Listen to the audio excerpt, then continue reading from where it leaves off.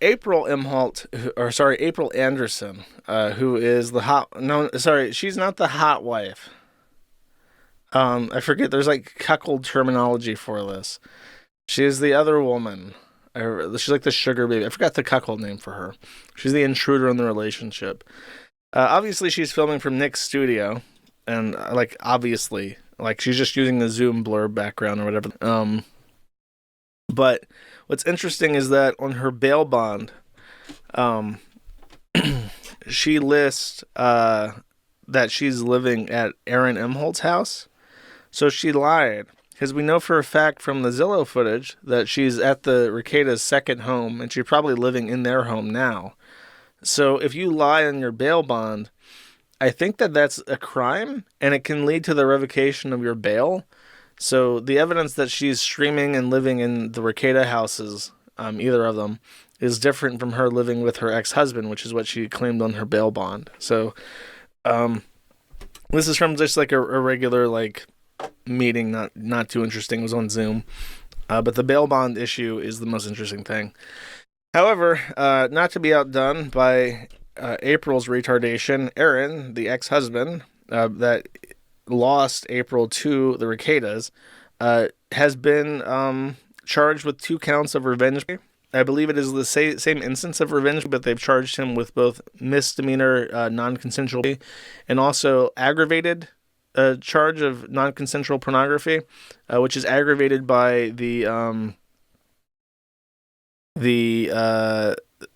intent to harass. So it's not just non-consensual P, which is a gross misdemeanor.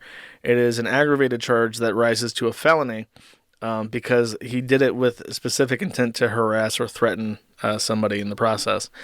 And the court documents, the warrant states he's not been arrested yet, but he is charged, and they have a warrant for his arrest in his county, which I thought was Kandiyohi County, but it's actually from I think Seneca is the name of it. Stearns, sorry. I said Kandiyohi, I was wrong.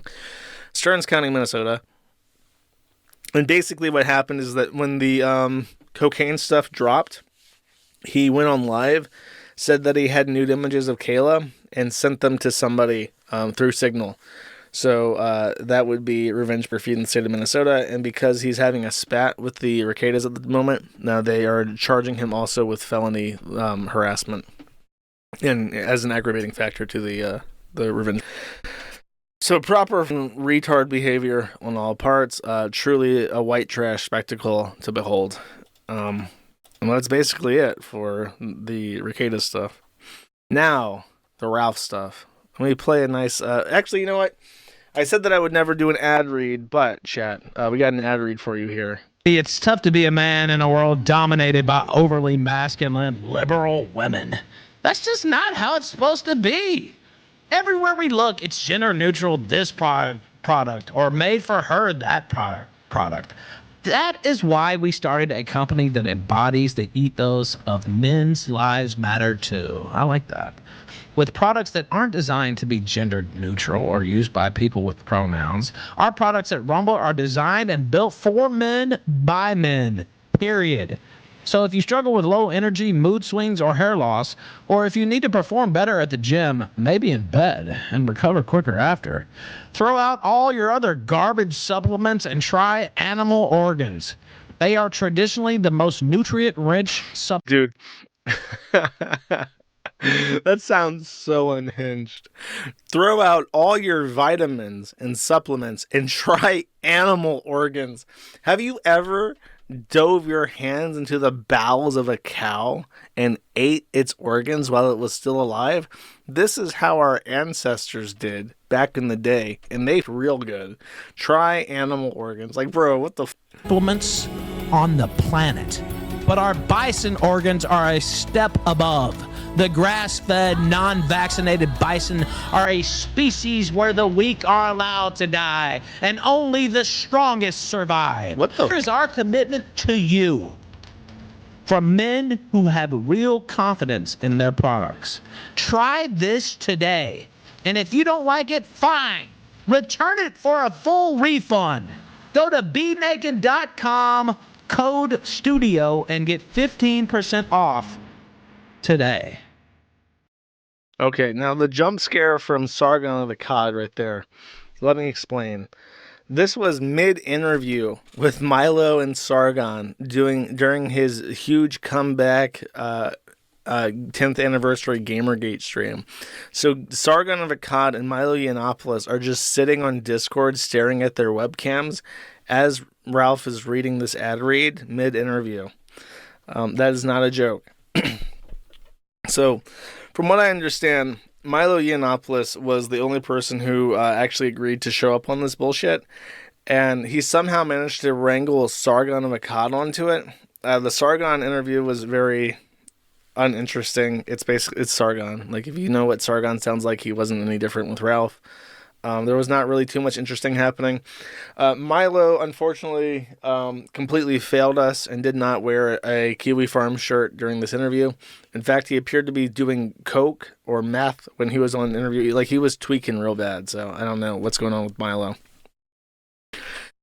All in all, it was a huge disappointment. The stream was 10 hours fucking long. He started super, super early. Everything that I heard was like, whatever. Nobody showed up that you didn't expect. There's no Monday Matt, no Brian Dunn, no Medicare, no Adam Baldwin. You got Milo, and Milo did him a solid and got Sargon on. I guess they have some kind of blackmail, so that's it. That's it for the Ralph segment. That's all he did. This tweet I saw and was pretty funny. Dick Masterson said, "Stop doing fucking Xanax," in response to Kamala Harris. And then Ralph says, "Easier said than done." So maybe he should have shouted this at Ralph at some point. Maybe it would have helped. Who knows? Dick, so Dick was talking to Ed Krassenstein, the annoying retards who grifted off of Trump during 2016 and became famous only through that.